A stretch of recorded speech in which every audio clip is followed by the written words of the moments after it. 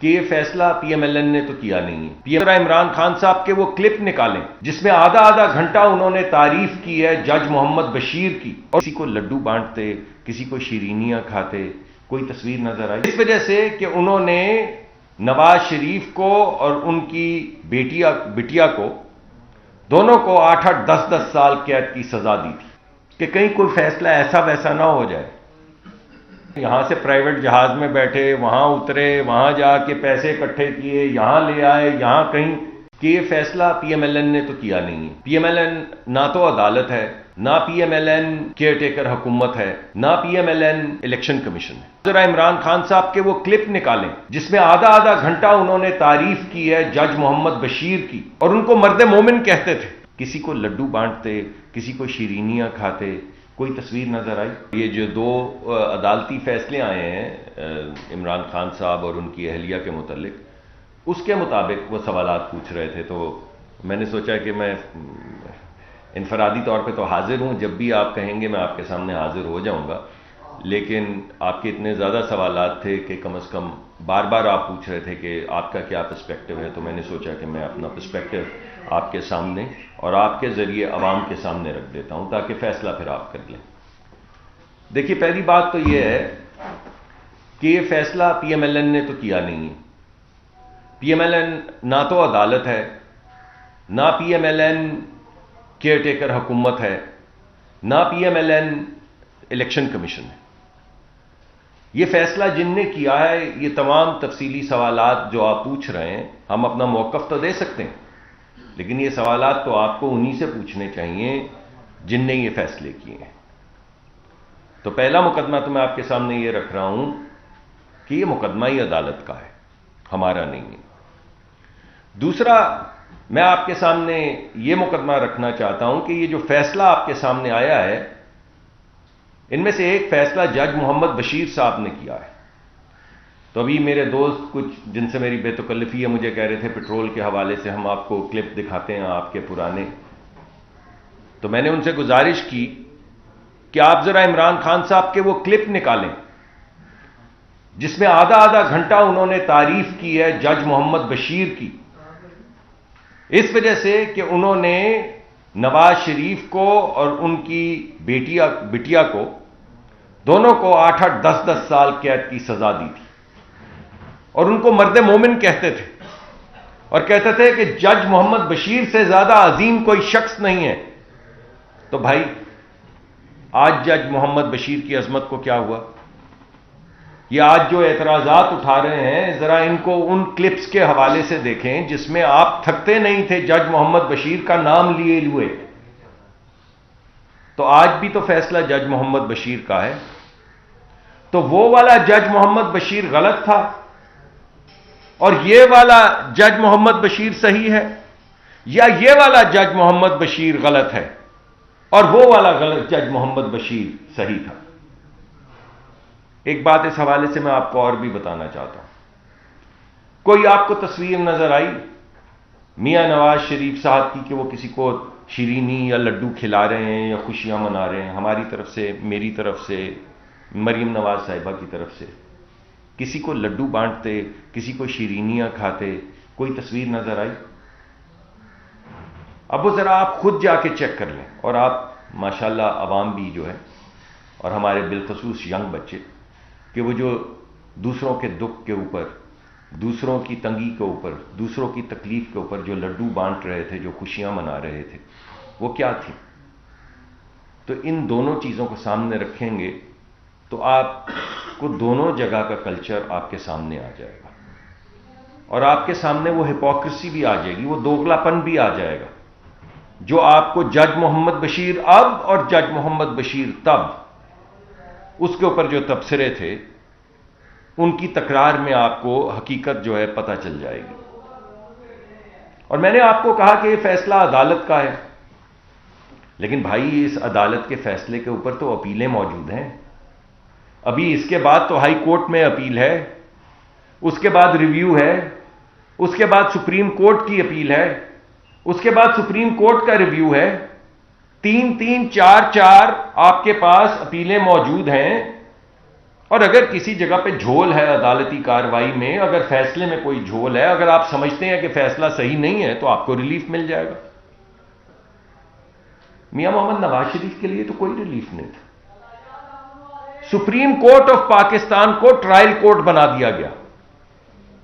वो क्या है कि किसे वकील करें, किससे मुंसफी चाहें, कि खुदी अदालत भी, खुदी वकील भी, खुदी सुपरवाइजर भी।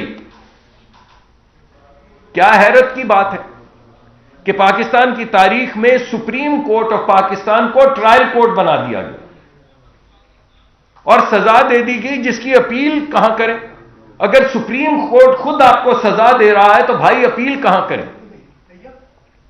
यहां तो आपको तमाम अपील के हक दिए गए हैं, और मैं तो कानूनी माहिर हूं नहीं कि कानूनी तौर पे उस पर तबसरा कर सकूं, लेकिन यह तो मैं आपको बता सकता हूं कि कोई सुप्रीम कोर्ट का जज, सुपरवाइजर नहीं लगाया गया इस केस के ऊपर, सुप्रीम कोर्ट का, हाई कोर्ट का नहीं। मियां नवाज शरीफ का मुकदमा कहां चल रहा है? लोअर अदालत में, नैब की अदालत में। उसके ऊपर कौन बैठे हुए हैं? सुप्रीम कोर्ट के जज। कि कहीं कोई फैसला ऐसा वैसा ना हो जाए, कहीं कोई इंसाफ की तवक्का ना किसी जगह पे पैदा हो जाए।